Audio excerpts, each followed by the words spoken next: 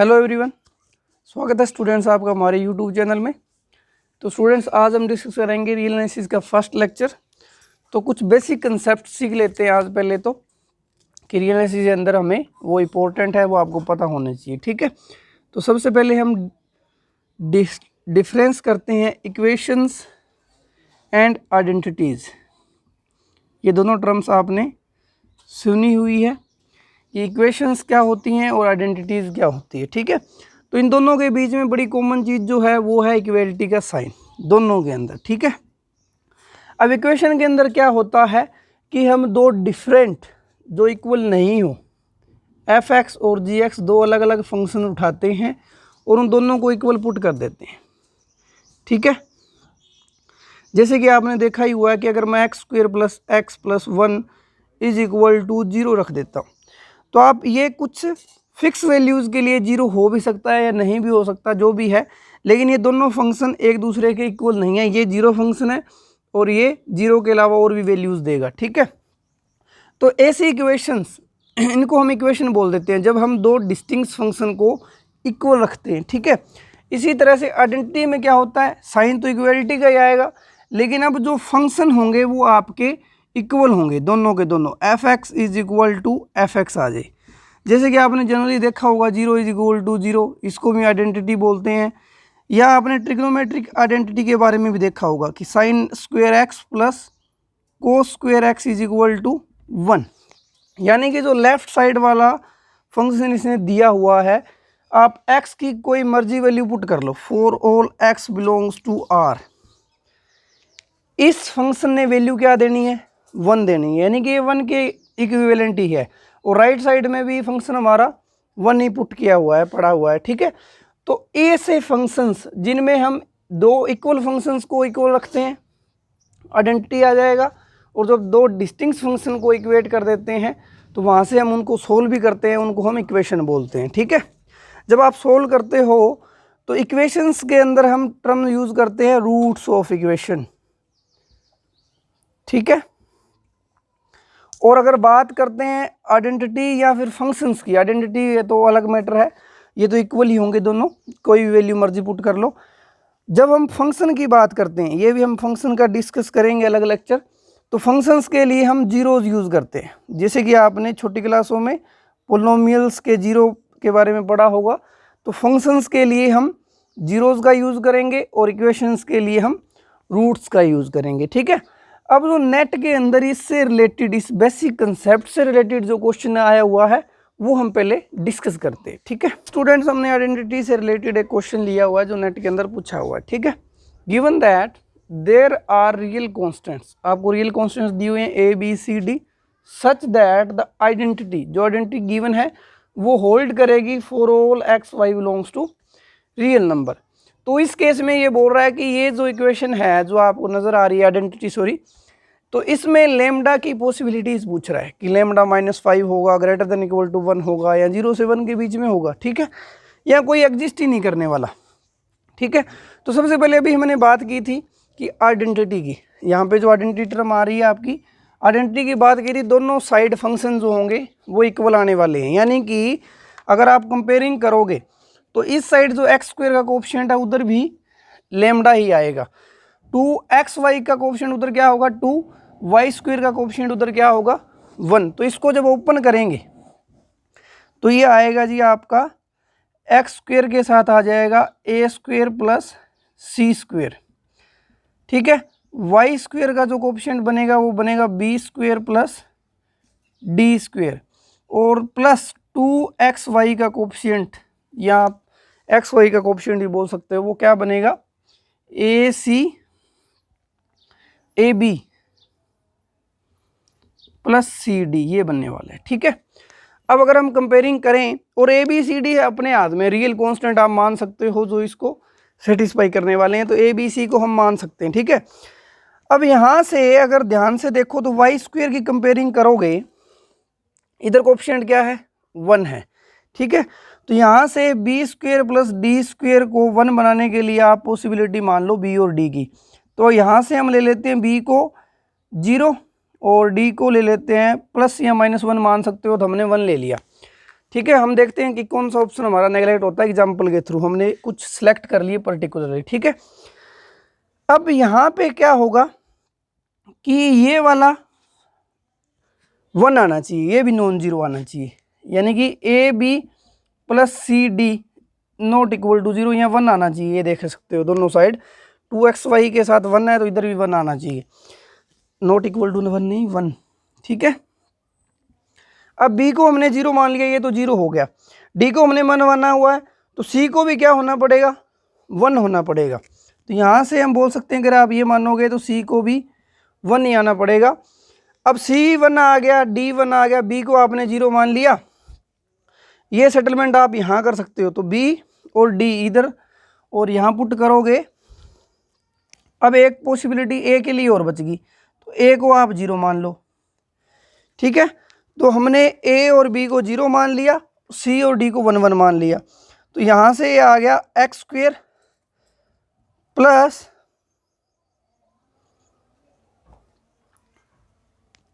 आ जाएगा Y square, क्योंकि b को 0 पुट कर दो, d को 1 पुट कर दो, प्लस यहाँ a और b दोनों 0 हो गए, तो ये c और d 1 1 है, तो 2xy। अब आप देखो कंपेयरिंग करके, जब हमने कुछ पर्टिकुलर सेलेक्ट कर लिए ABCD के लिए, और ऐसा होगा for all XY belongs to real numbers के लिए, तो यहाँ से अगर आप कंपेयरिंग करो तो लेमडा की वैल्यू क्या आ गई, 1 आ गई। तो दो ऑप्शन तो आपके नेगलेक्ट हो गए, 3 हो गए कि नो लेमडा, एक लेमडा मिल रहा है जिसके लिए सेटिस्फाई हो रहा है, ठीक है। 0 से 1 के बीच में होगा, ये भी चला गया। लेमडा -5 होगा, ये भी चला गया, ठीक है। यानी कि आपने कुछ पर्टिकुलरली सिलेक्ट किए इनसे कंपेयरिंग करके, क्योंकि दोनों साइड आइडेंटिटी है, ये भी फंक्शन इक्वल होगा इसके, ठीक है। इस वजह से हमने यहाँ से 3 ऑप्शन नेगलेक्ट कर दिए, तो एक ऑप्शन आपका बच गया। तो आपकी वैल्यू क्या आ जाएगी, lambda greater than equal to 1 वाला ऑप्शन आपका करेक्ट हो जाएगा, ठीक है। तो बिल्कुल बेसिक कंसेप्ट से क्वेश्चन पूछ लिए जाते हैं, तो आपको वो पहले पता होना चाहिए। नेक्स्ट स्टूडेंट्स, हम एक बार थोड़ा सा नंबर सिस्टम जो हमारा है, नेचुरल नंबर, होल नंबर्स, उनको भी रिवाइज कर लेते हैं। उनकी जो बेसिक प्रॉपर्टी है वो भी आपको पता होनी चाहिए, ठीक है। तो सबसे पहले आपको पता है सबको कि स्टार्टिंग होती है हमारी नेचुरल नंबर से, सेट ऑफ नेचुरल नंबर्स, ठीक है।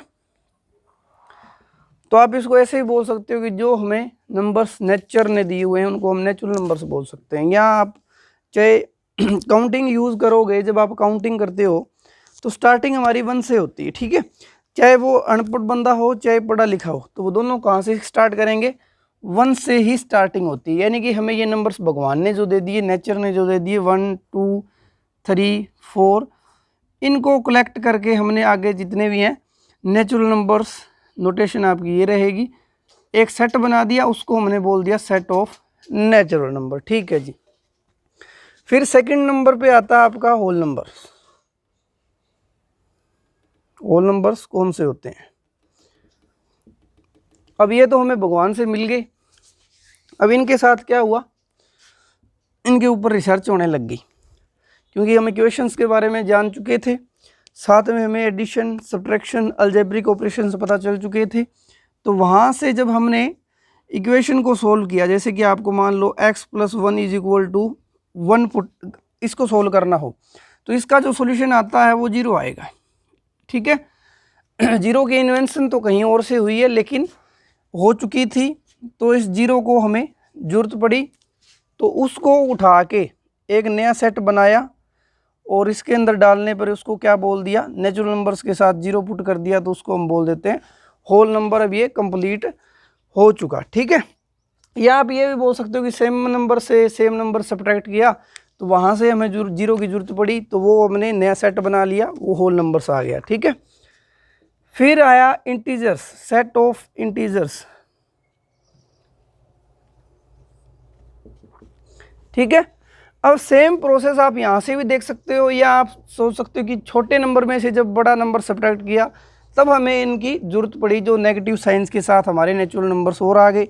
जैसे कि आपको बोला जाए x + 2 = 1, इसको जब सोल्व करोगे तो इसका आंसर आएगा -1।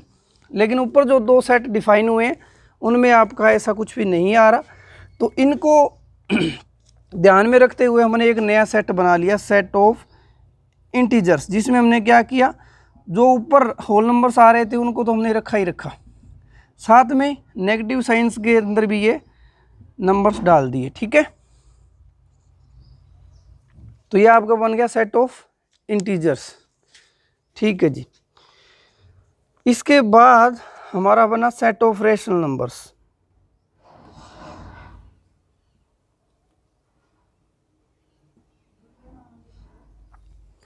अब जितने भी नंबर हमें मिल चुके थे उनके अगर ऊपर आप अगर डिवीजन ऑपरेशन लगाते हो, या बोल सकते हो कि कोई भी नंबर अगर आपको p बाई क्यू फॉर्म में नज़र आए, p बाई क्यू फॉर्म में उसको रिप्रेजेंट किया जाए, लेकिन p और q के साथ कुछ कंडीशंस रखीगी। ठीक है, जो p और q है इनको अच्छे से सोल्व करके लिखा होना चाहिए, यानी कि उनके बीच में कॉमन सिर्फ 1 ही आना चाहिए।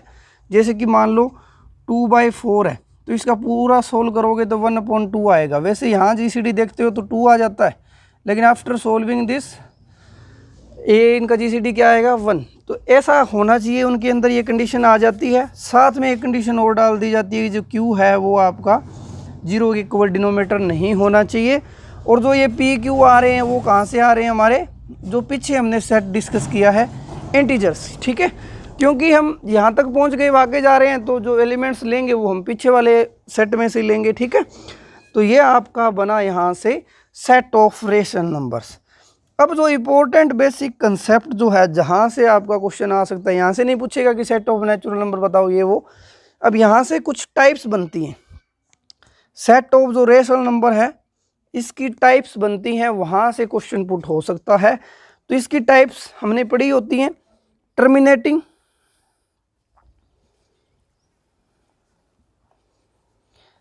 या तो वो टर्मिनेटिंग होगा, अगर टर्मिनेट नहीं है तो वो क्या होगा, रिपीटेशनल। अभी देखते हैं हम ये क्या होगा इनमें। ठीक है जी, टर्मिनेटिंग और रिपीटेशनल ये चेक कैसे करते हैं कि हमें पता है कि रेशनल नंबर होगा तो उसको p बाई क्यू फॉर्म में हम रिप्रेजेंट कर पाएंगे, फिर हम उसको सॉल्व करेंगे p बाई क्यू को, यानी उसकी डेसिमल एक्सपेंशंस लिखते हैं। जैसे कि आपको 1/2 दिया जाए, जब आप वो इसको डेसिमल रिप्रेजेंट करोगे, डेसिमल फॉर्म में रिप्रेजेंट करोगे, तो इसका आंसर आएगा 0.5। ठीक है जी, अब एक मैं लूँ यहाँ पे 1/3, इसकी डेसिमल रिप्रेजेंटेशन करोगे तो आपको पता है ये आएगा 0.333 चलता ही जाएगा। ठीक है, यानी कि एक की डेसिमल रिप्रेजेंटेशन में आपने देखा कि डेसिमल रिप्रेजेंटेशन में डेसिमल के बाद में जो ये डिजिट्स हैं ये फाइनाइट है या एंड हो रहा है, टर्मिनेट हो गया। एक साइड क्या है, टर्मिनेट तो नहीं हुआ लेकिन रिपीट कर रहा है एक स्ट्रक्चर। जैसे कि यहाँ पे आप देखो 3 बार बार आएगा तो उसको हम 0.3 बार लिख इससे नोटेट कर देते हैं। ठीक है, तो ये टर्मिनेटिंग, ये रिपीटेशनल। ठीक है जी, यहाँ आप एग्जांपल ले सकते हो 22/7, इसमें आएगा ये स्ट्रक्चर 3.142857, ये बार बार रिपीट करता है। आई थिंक चेक कर लेना कोई बीच में डिजिट रॉन्ग हो तो। अब ये डिजिट ये रिपीट करेगा, ये यहाँ तक आएगा, फिर आगे इसी तरह से रिपीट करने लग जाएगा, जैसे कि यहाँ पे 3 कर रहा था। ठीक है, तो इनको हम पीरियोडिक नंबर भी, पीरियोडिक डेसिमल एक्सपेंशन भी बोल सकते हैं, पीरियोडिक फॉर्म। पीरियोडिक फॉर्म क्यों, क्योंकि आप यहाँ देख सकते हो कि 3 रिपीट हो रहा है तो इसका पीरियड 1 है। ठीक है, क्योंकि एक ही नंबर, एक स्ट्रक्चर के अंदर कितने डिजिट आ रहे हैं, एक। यहाँ पे आप देख सकते हो 2 to 4 to 6 numbers bar bar repeat होंगे, ये 6 के 6, तो यहाँ पे इसका पीरियड कितना हो गया 6, यानी 6 के बाद में ये वापस वहीं से शुरू हो जाएगा। यानी पीरियोडिक फंक्शंस के बारे में डिस्कस करेंगे, वहाँ अच्छा क्लियर होगा आपका। यहाँ पे एक नंबर आएगा फिर रिपीट होना शुरू हो जाएगा, यानी एक के बाद फिर रिपीट फिर रिपीट, तो पीरियोडिक फॉर्म भी बोल सकते हो आप इनको। ठीक है, यहाँ से जो हमारे लिए काम की चीज़ जो होगी वो होगी डेसिमल एक्सपेंशन, यहीं से। ठीक है, क्या होगा कि कोई भी नंबर उठाओ आप, यानी कि चाहे वो टर्मिनेटिंग हो, टर्मिनेटिंग को भी आप रिपीटेशनल में चेंज कर सकते हो, यानी कि सारे के सारे रेशनल नंबर पीरियोडिक फॉर्म में लिखे जा सकते हैं। ठीक है, ये भी आपने ध्यान रखना है, नोट कर सकते हो आप। फिर काम की चीज़ है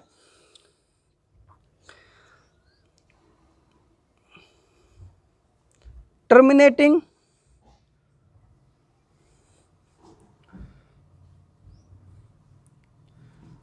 terminating rational numbers have not unique decimal form।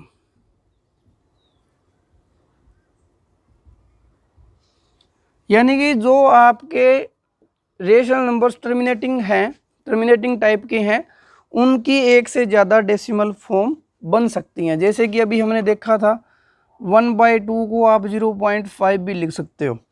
अगर इसको हम तोड़ें तो 0.5 + 0.1, ठीक है।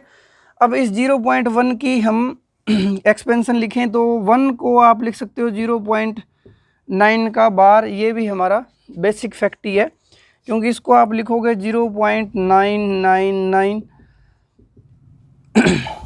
और एग्जैक्ट इसका मीनिंग क्या होता है, 9 × 10⁻⁻1, 9 × 10⁻⁻2, क्योंकि हमारी जो रिप्रेजेंटेशन रहती है आफ्टर डेसिमल 10 की पावर नेगेटिव हो जाती है। जो इस साइड होल पार्ट होता है उसमें हम 10⁻0 से शुरू करते हैं और इस साइड से शुरू करते हैं, ठीक है। तो यहाँ पे ये कुछ बनेगा 9/10, 9/100, इस तरह से बनता चला जाएगा, ठीक है। फिर 9 कॉमन लोगे तो अंदर आपकी 1/10 रेशो की जीपी बन जाएगी, ज्योमेट्रिक प्रोग्रेशन आ जाएगा। ये इसका आंसर जो आएगा वो 1/9 आएगा जब आप इसको सोल्व करोगे, क्योंकि जो ज्योमेट्रिक प्रोग्रेशन होती है जिसका जो रेशियो है वो लेस देन 1 आएगा, तो first term upon 1 minus ratio जो भी आ रहा है, ठीक है। तो इसकी फर्स्ट टर्म 1/10 है, नीचे 1 माइनस रेशियो 1/10 है, ठीक है। तो ये ओवरऑल जो बना ऊपर 1/10 बना, नीचे 9/10 बनेगा। तो 10 से 10 निकल गया, 9 से ये 9 निकल जाएगा, तो ये 1/9 बनता है। तो इसका आंसर आ जाता है 1। तो यहाँ से आपको ये ध्यान में रख लेना है, ठीक है, कि आप 0.9 बार बार रिपीट करोगे 9 को 1 आ जाता है, ठीक है। अब 1 = 0.9 बार है, तो 0.1 किसके बराबर आ जाएगा, 0.09 बार कर दोगे, ठीक है। दोनों साइड 10 से डिवाइड करोगे तो अब यहाँ पे लिख दो 0.5, 0.4 आएगा यहाँ पे, 0.4 और प्लस आपका 0.09 बार, यानी कि 0.49 बार, यानी कि इसको 0.5 में भी रिप्रेजेंट कर दिया, इसको ये भी कर दिया। तो ये सारे नंबर्स निकाल के मत देखना, बस आपको ध्यान में रखना है कि टर्मिनेटिंग रेशनल नंबर्स होते हैं जिनकी यूनिक डेसिमल एक्सपेंशन नहीं होती, एक से ज़्यादा भी हो सकती हैं। बाकी जो भी है हमारे रिपीटेशनल वाले हैं उनकी रिपीटेशन जो इनकी जो फॉर्म होगी डेसिमल फॉर्म वो यूनिक होती है, भी आप नोट कर सकते हो। यहाँ पे यूनिक नहीं होगी, लेकिन जो नॉन टर्मिनेटिंग होंगे, non terminating rational numbers have unique representation, unique decimal representation, ठीक है जी। तो ये हमारा रेशनल नंबर्स का कंप्लीट हो गया नंबर सिस्टम। अब हम चलते हैं इरेशनल नंबर्स की तरफ। अब नेक्स्ट स्टूडेंट्स हमारे पास आते हैं इरेशनल नंबर्स। तो हमने रेशनल नंबर्स में क्या अभी डिस्कस किया था कि रेशनल नंबर्स जो होंगे वो या तो टर्मिनेट होंगे डेसिमल फॉर्म में, या फिर वो क्या हो जाते हैं आपके रिपीटेशनल होते हैं, ठीक है। तो इसमें हम जो इसकी डेफिनेशन लिख सकते हैं कि ऐसे नंबर्स जिनकी डेसिमल एक्सप्रेशन लिखते हो जब आप, वो नॉन टर्मिनेट हो, ना तो वो टर्मिनेट करे, नॉन टर्मिनेट एंड नॉन रिपीटेशनल, ना तो उसका डेसिमल फॉर्म में रिपीटेशन होगा ना वो टर्मिनेट करेगा। जैसे कि एग्जांपल के लिए आप लिख सकते हो, हमने लिखा ही होता है, जैसे कि √2 है, इसकी डेसिमल एक्सपेंशन आप चेक करोगे तो आपको यहाँ से पता चलेगा कि इसके अंदर ना तो डेसिमल फॉर्म में ये टर्मिनेट होगा, यानी कि डेसिमल के बाद में फाइनाइट पॉइंट नहीं आएंगे, इनफाइनाइट पॉइंट्स मिलेंगे, और ना उनके अंदर कोई आपको एक रिपीटेशन स्ट्रक्चर मिलेगा, यानी कि पीरियोडिक फॉर्म नहीं आएगी, ठीक है। तो ऐसे नंबर्स जो नॉन टर्मिनेटिंग और नॉन रिपीटेशनल हो अपनी डेसिमल फॉर्म में, ठीक है, तो उनको हम बोलते हैं इरेशनल नंबर्स। और इनकी भी जो रिप्रेजेंटेशन होती है आपकी डेसिमल रिप्रेजेंटेशन, वो यूनिक होती है, यूनिक डेसिमल रिप्रेजेंटेशन। तो ये आपने दो जो रिजल्ट हमने किए ये ध्यान रखने कि डेसिमल रिप्रेजेंटेशन के बारे में, कि रेशनल नंबर्स में क्या था, टर्मिनेटिंग के अंदर यूनिक नहीं आ रही थी, नॉन टर्मिनेटिंग के अंदर आ रही थी, यानी रिपीटेशन नंबर्स के अंदर आ रही थी, ठीक है। यहीं पे जो √2 है जो है इरेशनल नंबर्स यहाँ पे, यानी कोई भी आप इरेशनल नंबर उठाओगे उनकी जो यूनिक डेसिमल रिप्रेजेंटेशन होगी। इससे रिलेटेड क्वेश्चन पूछा भी गया है, ये हम डिस्कस करेंगे जब हम काउंटेबिलिटी एंड अनकाउंटेबिलिटी के बारे में बात करेंगे, ठीक है। फिर इसके बाद में हमने डिफाइन कर लिया रियल नंबर्स का सेट। अब बारी आती है रियल नंबर्स की, ठीक है।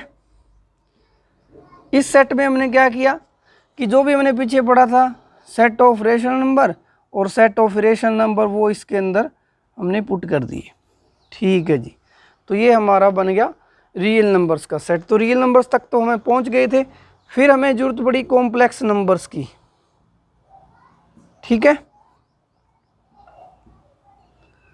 अब कॉम्प्लेक्स नंबर्स में क्या था, पीछे सब कुछ ठीक हो रहा था, इक्वेशंस हमारी सोल्व हो रही थी, फिर हमें कुछ इक्वेशंस के बारे में इनको सोल्व करना पड़ा, जैसे कि आपको x² + 1 = 0 इसको सोल्व करना पड़े। ऐसी इक्वेशंस के सामने आई तो उनका जो रूट्स निकला वो x² = -1, यानी कि x ± √, आपका निकल के आया -1, ठीक है, ये आ गया। अब यहाँ पे ये प्रॉब्लम क्रिएट कर रहा था कि क्योंकि हमने अभी तक जितने भी नंबर्स पढ़े थे उनके √, में नेगेटिव वाला नहीं डिस्कस किया, कि हमने नोट डिफाइन कर दिया था कि हम डिफाइन नहीं कर सकते, लेकिन ऐसी इक्वेशंस को सोल्व करने के लिए फिर इसको डिफाइन करना पड़ा। इसको नेमिंग किया गया आयोटा से, ठीक है।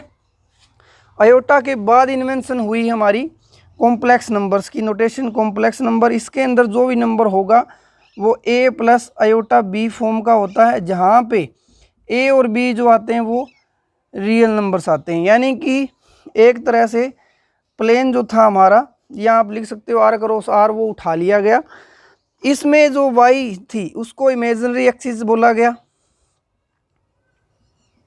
और जो x एक्सिस थी उसको रियल एक्सिस बोला गया, ठीक है जी। इनकी अच्छी तरह से डिस्कशन हम कॉम्प्लेक्स नंबर्स में करते हैं। तो अब यहाँ पे हमें इतना पता होना चाहिए कि जरूरत कैसे पड़ी। अब देखो हम नेचुरल नंबर से कॉम्प्लेक्स नंबर पे पहुँच गए, ठीक है। नेचर ने हमें जो नंबर दिए थे वहाँ से उसके साथ जो भी हमने रिसर्च की और हम पहुँच गए कॉम्प्लेक्स नंबर पे, जैसे जैसे हमें नंबर्स की ज़रूरत पड़ती रही, ठीक है। अब देखो कुछ पाने के लिए कुछ खोना पड़ता है, वो यहाँ पे भी आपका देखने को मिल सकता है, ठीक है। तो वो डिस्कस करते हैं कि जब हम नेचुरल नंबर से कॉम्प्लेक्स नंबर पे आए तो हमने क्या क्या मिस किया, चीज़ें छोड़ते चले गए। अब हम देखते हैं नेचुरल नंबर से कॉम्प्लेक्स नंबर तक पहुँचे हम, कि नेचुरल नंबर के अंदर बाद हमने स्टडी किया होल नंबर, फिर हमने डिस्कस किया इंटीजर्स, फिर हमने डिस्कस किया सेट ऑफ रेशनल नंबर्स, फिर हमने किया क्यू कॉम्प्लीमेंट भी आया था, लेकिन यहाँ पे लिखना है तो आर, फिर ये कॉम्प्लेक्स नंबर, यहाँ तक पहुँच गए। तो क्यू कॉम्प्लीमेंट को आप अलग से भी सेट ऑफ रियल नंबर्स ही लिखोगे, लेकिन बीच में नहीं लिख पाओगे, ठीक है, क्योंकि क्यू कॉम्प्लीमेंट और क्यू जो सेट ऑफ रेशनल नंबर और रेशनल नंबर दोनों की दोनों डिफरेंट है, ये हमने देखा था, ठीक है।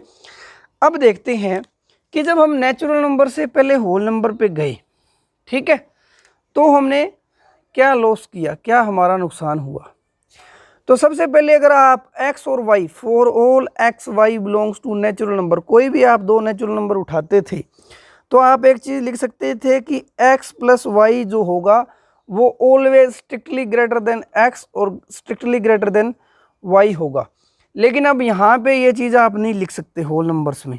होल नंबर्स में ये प्रॉपर्टी चेंज हो गई, x + y = भी आ सकता है यहाँ पे, यानी एक तो नुकसान जो मेन आप नोट आउट कर सकते हो वो ये हुआ हमारा कि स्ट्रिक्टली वाला काम चला गया।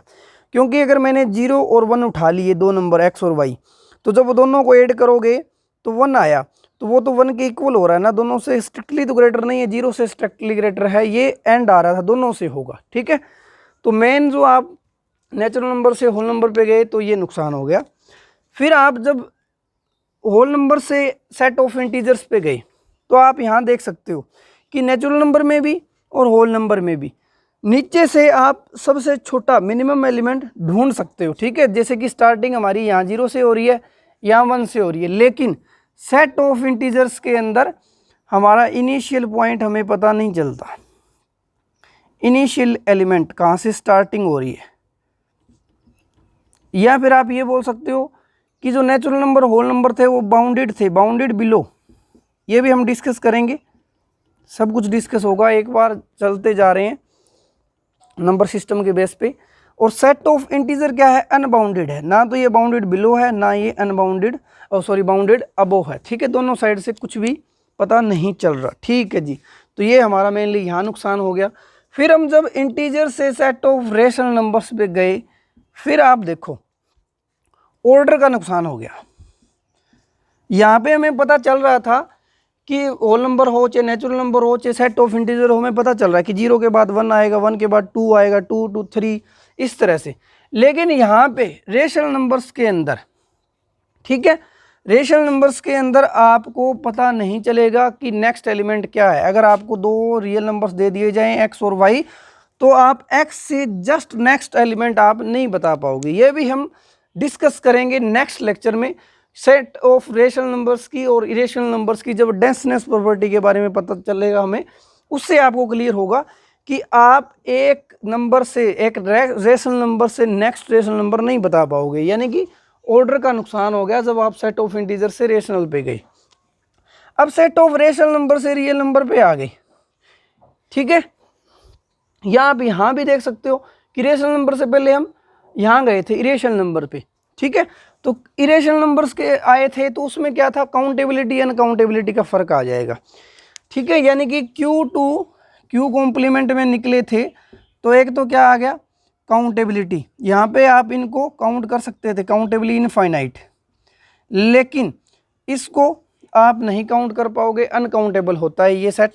तो एक तो मेनली नुकसान ये हुआ हमारा, ठीक है। दूसरी चीज़, अगर आप 2 रेशनल नंबर्स को जोड़ते हो x प्लस वाई, जो नया नंबर आता है z वो भी रेशनल नंबर होगा अगर आपके x और y क्या है, रेशनल नंबर है।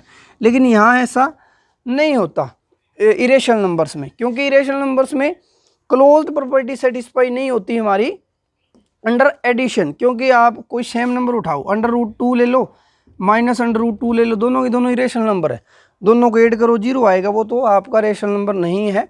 तो मेनली हमें 2, एक तो काउंटेबिलिटी अनकाउंटेबिलिटी वाला देख सकते हो आप, या फिर ये क्लोजनेस देख सकते हो अंडर एडिशन वाली। यहाँ पे पीछे भी आपकी अंडर एडिशन काम चल रहा है, लेकिन यहाँ पे नुकसान हो गया हमारा, ठीक है। इसके बाद फिर हम रियल टू कॉम्प्लेक्स गए। तो यहाँ पे हम सबको पता है कि रियल नंबर्स के अंदर हम कंपेयरिंग कर सकते हैं कि 2 एलिमेंट्स को हम देख सकते हैं, जो आई थिंक लव होता है हमारा ट्राइकोमोटी, ये इस टाइप का लो होता है हमारा एक, जिसमें क्या है कि आप कोई भी 2 नंबर लेते हो, a b belongs to real number, तो इनके बीच में एक रिलेशन सेट हो सकती है, जहाँ तो ए से ए बड़ा होगा बी से, या फिर ए छोटा होगा बी से, या फिर दोनों इक्वल होंगे। ये 3 रिजल्ट आपके हमें पता चलते हैं। तो ये आप ऐसा यहाँ नहीं कर पाओगे कॉम्प्लेक्स नंबर में, ये आपने देखा भी होगा कि ये साइंस मिस हो जाते हैं कॉम्प्लेक्स नंबर के अंदर, आप ये बड़ा छोटा कंपेयरिंग नहीं कर सकते कॉम्प्लेक्स नंबर्स के अंदर, ठीक है। तो ये देखो हमें पा तो बहुत कुछ लिया, लेकिन बीच बीच में कुछ हम चीज़ें छोड़ते भी चले गए, मिस हो रही थी, ठीक है। तो अब नेक्स्ट जो हमारा लेक्चर होगा उसमें जो ये बीच बीच में हमें दिक्कत आ रही है कि एक तो हमने यहाँ देखा था डेंसनेस प्रॉपर्टी बनेगी। डेंसनेस प्रॉपर्टी से पहले हम करेंगे आर्किमिडीयन प्रॉपर्टी, क्योंकि उसी का यूज़ करके हम इसको प्रूफ करते हैं, ठीक है। तो नेक्स्ट लेक्चर हमारा रहेगा आर्किमिडीयन प्रॉपर्टी एंड आपका डेंसनेस प्रॉपर्टी ऑफ रियल नंबर्स।